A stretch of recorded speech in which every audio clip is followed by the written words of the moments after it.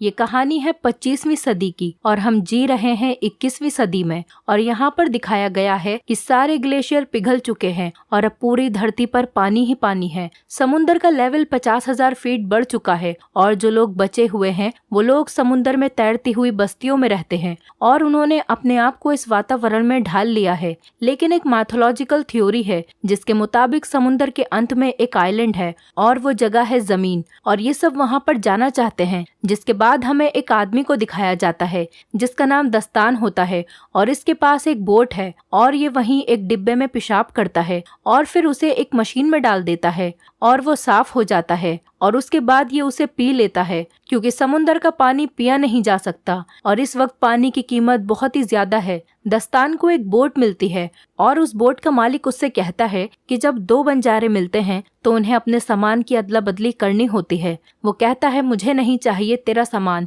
तू अपना काम कर। और तभी यहाँ पर लुटेरे आ जाते हैं जिनका काम बस लोगों को मारना होता है। जैसे ही वो आदमी लुटेरों को देखता है तो वो दस्तान को वो फल दिखाता है जो उसने अभी अभी उसकी बोट से चुराए थे और वो कहता है कि तुम मरोगे, तुम यहाँ से कभी नहीं निकल पाओगे। क्योंकि दस्तान की बोट खराब थी, लेकिन दस्तान की बोट काफी एडवांस होती है और वो कुछ बटन्स को दबाता है और ये देखकर जो उसके फल चुराकर भागा था वो दस्तान की बोट के पर्दे फाड़ देता है, जिस वजह से दस्तान की बोट स्लो हो जाती है। लेकिन वो लुटेरे उसकी बोट को देख लेते हैं और उसे मार देते हैं। दस्तान उन्हें नहीं दिखता, इसलिए वो बच जाता है। दस्तान जल्दी बस्ती तक पहुंच जाता है और उन्हें मिट्टी दिखाता है। मिट्टी देखकर वो लोग चौंक जाते हैं क्योंकि जिस तरह आज के युग में हीरे जवाहरात कीमती हैं, उसी तरह उस टाइम में मिट्टी की कीमत बहुत ज्यादा थी। और दस्तान इसी के सहारे जलबस्ती में एंटर हो जाता है और जब वो दस्तान की मिट्टी को तोलते हैं तो 3 किलो 500 ग्राम होती है।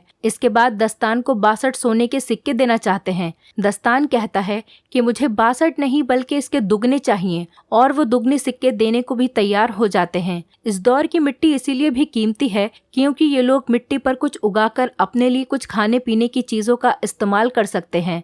दस्तान सिक्के लेकर एक दुकान पर जाता है और पीने के लिए पानी खरीदता है। वहीं दस्तान देखता है कि एक टमाटर का पौधा है जिसे वो खरीदना चाहता है। दुकान वाली लड़की कहती है अगर ये पौधा तुम्हें चाहिए तो तुम्हें मुझे आधे सिक्के देने होंगे। अब दस्तान को पौधा चाहिए था, इसीलिए वो सिक्के दे देता है और पौधा ले लेता है। इस दुकान वाली लड़की का नाम था देवसेना और इसके साथ एक और लड़की भी थी जिसका नाम था अवंतिका। देवसेना इसकी गार्जियन थी। दस्तान अपना पौधा खरीदकर वहां से जा रहा था, तभी उस बस्ती के कुछ लोग उसके पास आते हैं और उनके पास एक लड़की होती है और वो दास्तान से कहते हैं कि तुम इस लड़की के साथ संबंध बनाओ और जब ये गर्भवती हो जाए तो तुम यहाँ से सामान लेकर जा सकते हो। बस्ती वाले दास्तान को ऐसा इसलिए कहते हैं क्योंकि दास्तान इनकी बस्ती का नहीं है, वो बाहर से आया है और इनकी बस्ती वाले की जो प्रजाति है वो कमजोर है। लेकिन दास्तान उन्हें साफ मना कर देता है। वो कहता है कि तुम्हारे पास कुछ भी नहीं है मुझे देने के लिए। दास्तान जाने लगता है, लेकिन तभी उन लोगों को शक होता है कि ये एक लुटेरा है, इसीलिए वो उसे पकड़ लेते हैं और वो देखते हैं कि उसके कान के पीछे गिल्स हैं और गिल्स देखने के बाद एक आदमी चिल्लाता है कि ये एक म्यूटेंट है और वो उसे कैद कर लेते हैं और पानी में डुबोना शुरू करते ताकि उसके मरने के बाद उसके शरीर को गलाकर एक खाद बनाई जा सके। लेकिन उससे पहले कि दास्तान पानी में डूबे, लुटेरे उस बस्ती में हमला कर देते हैं। दास्तान डूबने लगता है, तभी उसकी मदद के लिए वहां देवसेना आती है। वो कहती है कि मैं तुम्हें बचा सकती हूँ, लेकिन बदले में तुम्हें हमें अपने साथ ले जाना होगा। दास्तान मान जाता है और ये तीनों यहाँ से फरार हो जाते हैं और लुटेरे बस्ती को तबाह करके उस पर कब्जा कर लेते हैं। लुटेरों का सरदार कहता है कि मुझे टैटू वाली लड़की चाहिए। दरअसल ये अवंतिका के बारे में बात कर रहे होते हैं। अवंतिका के पीठ पर एक टैटू होता है जो कि इनका मानना है कि वो ड्राई लैंड तक पहुंचने का रास्ता है। यहाँ पर 3 तरह के समुदाय रहते हैं। एक लुटेरे जिनका काम बस मरना और मारना है, दूसरे आम इंसान जो बस्ती में रहकर गुजारा करते हैं और तीसरे म्यूटेंट जिनके कान के पीछे गिल्स होते हैं। वो लोग पानी के अंदर भी सांस ले सकते हैं और दास्तान भी एक म्यूटेंट है। दास्तान देवसेना से कहता है कि हमें अवंतिका को मारना होगा क्योंकि हमारे पास इतना पानी नहीं है कि हम तीनों जिंदा रह सकें। दरअसल यहाँ पर पानी की कीमत बहुत ज्यादा होती है क्योंकि समुद्र का पानी ये लोग पी नहीं सकते और पानी का कोई और सोर्स भी नहीं होता है। देवसेना ऐसा करने से मना कर देती है। वो कहती है ये सिर्फ बच्ची है, दास्तान कहता है कि बिना पानी के तुम दोनों मर जाओगी, इससे अच्छा है एक पहले ही मर जाए। लेकिन देवसेना दास्तान को मना लेती है। दास्तान अवंतिका को नहीं मारता। वहीं दूसरी तरफ उन लुटेरों के सरदार छूमो को देखते हैं। वो कहता है उसे किसी भी कीमत पर वो टैटू वाली लड़की चाहिए और वो इसीलिए अपने आदमियों को प्लेन से दास्तान के पीछे भेजता है। वो लोग दास्तान के पास पहुंच जाते हैं और उन पर हमला बोल देते हैं। दास्तान हथियार लेने अंदर जाता है और ऊपर देवसेना को लगता है कि दास्तान भाग गया है, इसीलिए देवसेना खुद उस लड़ाई में कूद पड़ती है और वहां पर एक बंदूक होती है और देवसेना प्लेन पर हमला कर देती है। बंदूक से एक तार निकालती है जो बोट से जुड़ी हुई थी और वो सीधा प्लेन में फंस जाती है। प्लेन अब बोट के चारों ओर चक्कर लगाने लगता है। तभी दास्तान वहां पर आ जाता है और बड़ी मुश्किल से उस तार को काटता है और प्लेन वहां से चला जाता है। लेकिन दास्तान की बोट का पूरी तरह से कबाड़ा हो जाता है और गुस्से में आकर वो देवसेना और अवंतिका के बाल काट देता है और कहता है कि आज के बाद मेरी बोट पर किसी भी चीज को नहीं छूना।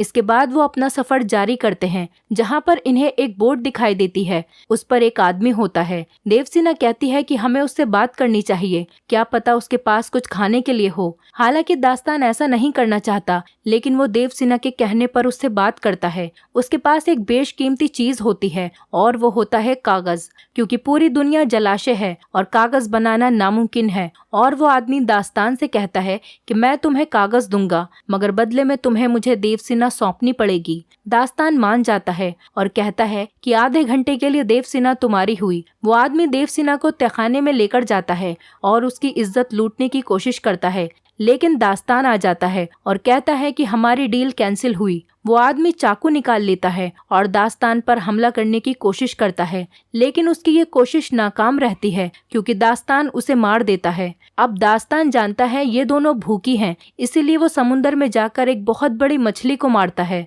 और अब ये पेट भरकर खाना खाते हैं। धीरे धीरे साथ रहने की वजह से दास्तान की देवसेना से दोस्ती हो जाती है और अब वो अवंतिका को तैरना भी सिखाता है। जहाँ तो वो इनके साथ रहना पसंद नहीं कर रहा था, लेकिन अब वो इनका हिस्सा बन चुका है। एक दिन दास्तान देखता है कि वो लुटेरे इनको ढूंढ रहे हैं क्योंकि इन्हें अवंतिका चाहिए। अवंतिका की पीठ पर जो ड्राई लैंड का नक्शा है वो उनको चाहिए था। दास्तान अपनी सुइल बुल से यहाँ से निकल जाता है, लेकिन उसे शक हो जाता है कि लुटेरे मेरा पीछा क्यों कर रहे हैं, मेरी तो उनके साथ कोई दुश्मनी भी नहीं है। देवसेना बताती है कि अवंतिका की पीठ पर जो ड्राई लैंड का नक्शा है वो लुटेरों को चाहिए। दास्तान कहता है ये बेवकूफी है, ऐसी कोई जगह नहीं है। इस पर देवसेना कहती है कि ऐसी जगह है। जब अवंतिका हमें मिली थी तब उसकी टोकरी में भी मिट्टी थी और वो मिट्टी तुम्हारी मिट्टी से ज्यादा खूबसूरत और बेहतरीन थी। और साथ ही तुम्हारी बोट में जो चीजें हैं, शीशा या फिर गाना बजाने वाला बॉक्स, वो सूखी धरती पर ही मिलते हैं क्योंकि समुद्री दुनिया में ऐसी चीजें नहीं हैं।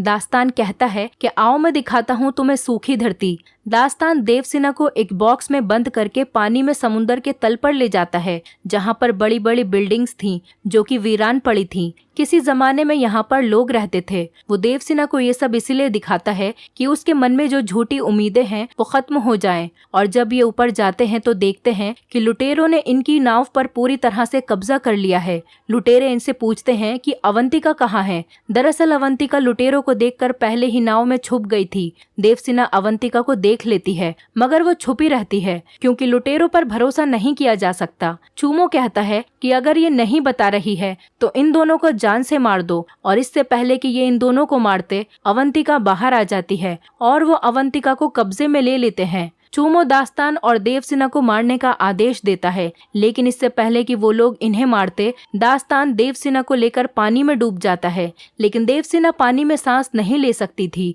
क्योंकि वो दास्तान की तरह म्यूटेंट नहीं है, वो एक साधारण इंसान है। इसीलिए दास्तान देवसेना को अपने मुंह से खुद सांस देता है और ये काफी देर तक पानी में ही रहते हैं। और जब ये ऊपर आते हैं तो ये देखते हैं कि लुटेरों ने दास्तान की नाव को पूरी तरह से तबाह कर दिया है। देवसेना दास्तान की अच्छाई और इंसानियत को देखकर उससे प्यार करने लगती है और ये काफी करीब आ जाते हैं। दास्तान को अपनी नाव पर वो कागज मिलता है जो उसे उस आदमी ने दिया था। कागज पर आइलैंड का चित्र था जिस पर बहुत सारे पेड़ थे और अवंतिका ने भी वैसा ही चित्र बनाया था। दास्तान समझ जाता है कि अवंतिका की पीठ पर जो नक्शा है वो सूखी धरती का ही है, क्योंकि अवंतिका केवल वही चित्र बनाती है जो उसने देखा है। लेकिन इनका यहाँ से निकलना नामुमकिन था क्योंकि इनकी नाव खराब थी। थोड़ी देर बाद यहाँ पर एक आदमी आता है जिसके पास उड़ने वाला बलून था और वो देवसेना की बस्ती का ही था जहाँ वो लुटेरे गए थे, इसीलिए वो वहां से भागकर आ गया था। वो देवसेना से कहता है कि अच्छा हुआ तुमने बोट को जला दिया, नहीं तो मैं तुम्हें कभी नहीं ढूंढ पाता,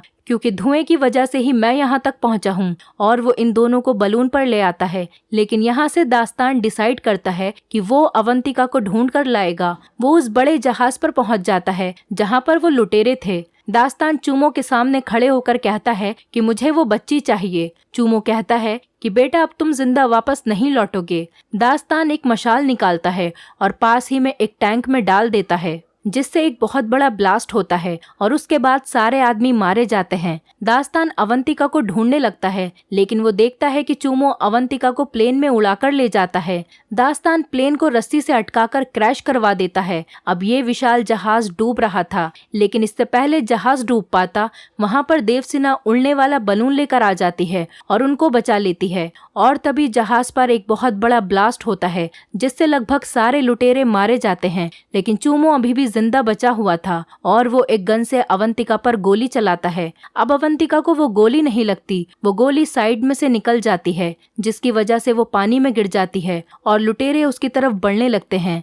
दास्तान ऊपर से जंप करता है और अवंतिका को पकड़कर ऊपर ले जाता है और ये तीनों लुटेरे जो अवंतिका को पकड़ने के लिए आ रहे थे ये आपस में टकरा जाते हैं और एक बहुत बड़ा ब्लास्ट होता है और इस ब्लास्ट में चूमो समेत सारे लुटेरे मारे जाते हैं और इस तरह से दास्तान अवंतिका की जान बचा लेता है। इनके साथ जो आदमी होता है उसे नक्शा पढ़ना आता है और वो ड्राईलैंड का पता लगा लेता है और फाइनली ये पहुंच जाते हैं सूखी धरती पर जहाँ पर एक झोपड़ी होती है जिसके अंदर दो कंकाल पड़े थे जो कि अवंतिका के माँ बाप के थे और उनके पास टैटू बनाने वाला सामान भी मौजूद था, क्योंकि उनको पता था कि वो मर रहे हैं। इसीलिए उन्होंने अवंतिका की पीठ पर टैटू बनाकर टोकरी में डाल दिया था और उस टोकरी में यहाँ की सूखी मिट्टी भी डाल दी थी ताकि जब अवंतिका किसी को मिले तो उन्हें ये भी पता चल जाए कि कहाँ पर है ड्राईलैंड। और ऐसा उन्होंने इसीलिए किया क्योंकि अवंतिका उस समय काफी छोटी थी, अगर वो वहाँ पर रहती तो बच नहीं पाती। और अवंतिका के माँ बाप ने जैसा सोचा था